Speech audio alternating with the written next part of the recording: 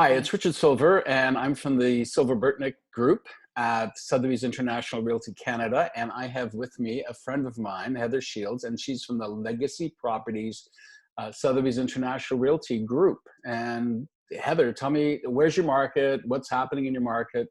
Or what was happening pre-coronavirus? And then tell me about your market today. Hi, Richard. Thank you so much for having me, and thank you for joining us today. I really appreciate it. I am from Portland, Maine. I represent the coast of Maine, so anywhere, and for those of you not familiar with Maine, but we have a pretty large coastline, but I represent mostly the Portland area and the suburbs around Portland. The market prior to Corona was very competitive. We had very few listings, a lot of buyers, just really desperately in need of inventory. Yeah. Oh, that's great. And so now what's the new abnormal? Well, it's interesting. The new abnormal. The new abnormal is that we have buyers who are still needing a place to live, and we have sellers who are very reluctant to list their properties right now, which you really can't blame them for being reluctant. I keep using the story of this listing that I listed last fall, actually, and we were going to put it on the market this month. And it was on 7 acres outside of town, outside of the suburb of Portland. And it wasn't close. It was about 15 minutes from town. And I thought last fall it would be a super hard sell just because you couldn't walk to town and you couldn't, it was not easily accessible to town. And I've just put it under contract yesterday with a buyer from the Midwest who desperately wants exactly what this property is.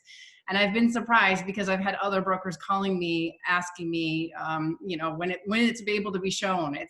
We showed it virtually. We actually FaceTime the buyers, and they made an offer right then and there because it is organic gardens and privacy. This is something that I've heard before from a couple of other calls. It seems that everybody now wants to be a little bit off the beaten path rather than, I live right in downtown Toronto, but we're on a dead end street and we don't really have to get involved too much in the turmoil of the city. But a lot of people, I think, are gonna, a friend of mine who sells horse farms in Boulder, Colorado, said that she's busy as can be. Yeah. I think it really depends, as you say, on the property, and getting, having the facility to get out of town is great. Absolutely. Absolutely. I have another horse farm listing actually it's got 184 acres and it's 45 minutes from Portland. And I am so excited to put that on the market because I think it's going to be very different than it was 2 months ago. Yeah. Those are the kind of properties people are going to say, they're thinking more now about it. And maybe even the people who are city dwellers are going to start saying, you know what, maybe it's time to move to a smaller community. I'm safer there. Absolutely. Yeah. Very similar to 9/11. Absolutely. Yeah. No, it's true. And I have, like, a lot of my clients, some of our houses now, the houses I have for sale are vacant because they have secondary properties in the country. We have a beautiful area to the north of us, and people have gone up there to shelter in place, in the country rather than shelter in place in the city. Yeah, definitely. Well, it's nice. I live about 10 minutes from downtown Portland, in Portland. And we have neighborhoods, we have open space, and I just feel super grateful for being able to be in the city, but have my own space right now. Yeah, exactly. Condominium lovers, or that must be very stressful because there's not really the options that you and I would have owning a house. Absolutely, and you've got to wonder what that market's going to be like after this. Yeah. So there's a lot of. Sorry, go ahead. When we get through this. We will get through this. I'm very positive. You know what? I've been through a fair amount in my life. I'm not, and we've gotten through stuff, and we will continue to get through stuff. Yeah. The science will catch up. We'll find out what we need to find out. Yeah, and we have to prepare ourselves better for the next time, because the next time is going to happen too. Absolutely. It is. It really is. Yeah. So prognosis in the marketplace after coronavirus, any thoughts on, you think it'll boom again, or? I do think it will boom again. I think it's going to take some time. I think that we're all going to have to take a little bit of time to recover, and just, oh, that's my daughter in the background. Hi, what's your name? That's Eliza. She's a sophomore at Northeastern, and she's probably not very excited to be home right now, but No, with her better in mom. Maine than Boston. Yeah, no kidding. With her mom too. I mean, she'd Exactly. rather be someplace with her boyfriend or, Exactly. yeah, I know. It's tough. It's tough, but really tough is for the kids too. Oh, it's hard to think about for the Yeah, kids.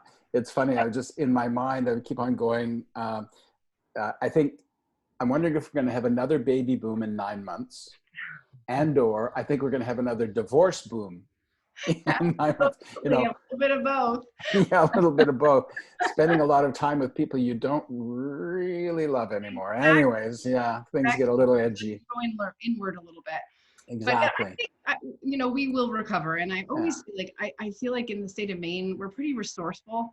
And I said to a lot of people, it's super easy to socially isolate here for the most Yeah. part. There's Yeah. a lot of open space, and we have a population of 1.3 million, but we have an incredibly large state. Oh my God, Um, that's not, that's like 1/4 the size of Toronto. is it really? Yeah.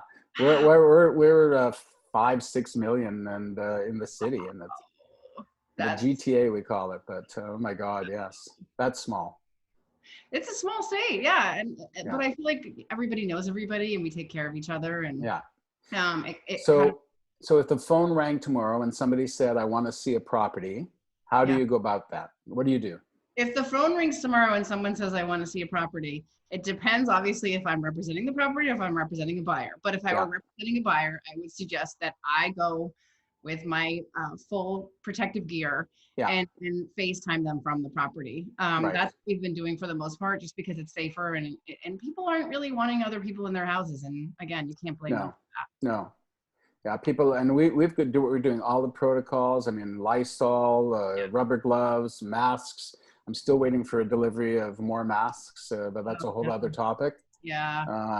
Anyway, so yeah, no, I think if you take the proper precautions, you can do so much electronically, on the internet, the visits, the building inspections. Some of the building inspectors are doing their jobs remotely.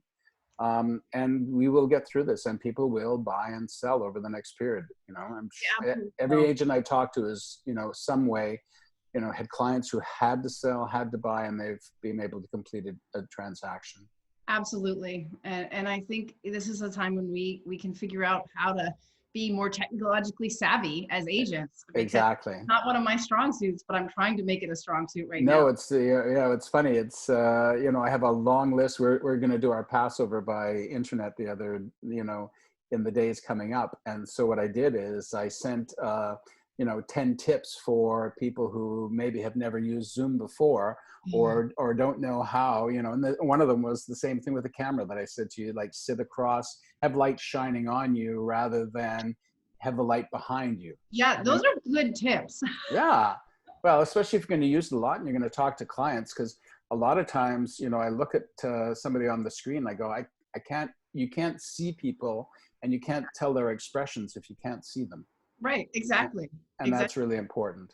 Yeah, absolutely. It's been nice to do, like, with my girlfriends, Zoom cocktail parties. Like, exactly. And tonight we're celebrating Dev's birthday. I'm excited about that. Yeah, that'll be fun. Dev is one of our colleagues who is in California, and we're all gonna get together at a certain time and just celebrate his birthday. Depending on which time you are across, Heather and I will be on the same time zone, but everybody else in the West Coast obviously will be 3 hours earlier. So we'll be in the fun. ready for bedtime zone. Exactly. We'll be in our pajamas, and they will be all dressed up and ready to go. Exactly. Anyways, thanks again, Heather. And thank you so much. Thank you, daughter, for being patient with us, and all the best. Don't drive your mom crazy. They're the other way around, to tell you the truth. Okay. That happens. Sometimes. So I just want to say again, thank you very much. And I'm going to put all your information, if people need to find you. It's Legacy Properties, and you're in Portland, Maine, and Legacy Properties, Sotheby's International Realty. And I just want to say thank you. I mean, you're always there for us when we need. Oh, thank you so much for doing this and arranging this. And you know, if you have any questions about the real estate market in Maine, happy to talk. And I mean, what could be better for people who are social, like realtors, to be able to at least communicate? Not being able to communicate. Can you imagine if this was 20 years ago and we couldn't go online and we couldn't communicate like this? This way, I at least you can keep your friendships. yeah, exactly. I don't know what would happen. I really don't if it were 20 years. Exactly. When Anyway, I first got in the business. yeah, we didn't have cell phones. I hate No. to tell you, everything was done. That's a whole other show. Anyways, thanks again, Heather. Much appreciated. Talk to you soon. All right, Okay. take care.